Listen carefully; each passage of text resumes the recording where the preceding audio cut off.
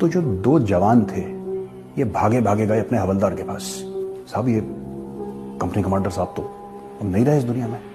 उस हवलदार को खुद गोलियां लगी थी और अपनी आखिरी सांस लेते हुए उस हवलदार ने सिर्फ एक बात बोली, बेटा कंपनी कमांडर साहब की लाश दुश्मन के हाथ में नहीं पड़नी चाहिए।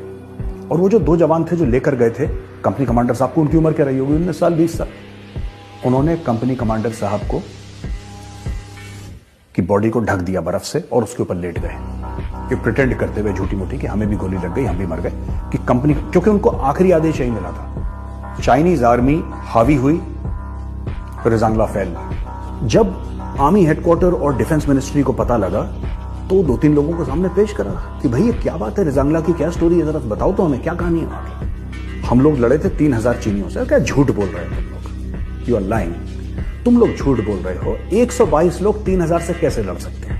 कि नहीं साहब हम लड़े थे, हम विश्वास नहीं करते, तुम्हारा कोर्ट मार्शल हो जाएगा, तुम्हें जेल में डाल दिया जाएगा, झूठ बोल रहे हो तुम लोग, यू आर लाइंग। और फौजी को कभी झूठ नहीं बोलना चाहिए, तुम लोग झूठे हो। कि नहीं साहब हम झूठ नहीं बोल रहे, हम लड़े थे वो लड़ाई, इसलिए हम कह रहे हैं। ये गए वहां पे रेजांगला फरवरी या मार्च में गए होंगे 1963, 2-3 महीने के बाद जब बर्फ थोड़ी गिरना थम गई और it was possible to reach Rezang La, तब ये पहुंचे वहां पे। इनको 114 13 कुमाऊं चार्ली कंपनी के जवान वहां पे वैसे ही मिले बर्फ में जमे हुए जैसा इन लोगों ने बताया था डिफेंस मिनिस्ट्री में, जैसा आर्मी हेडक्वार्टर वालों को बताया था।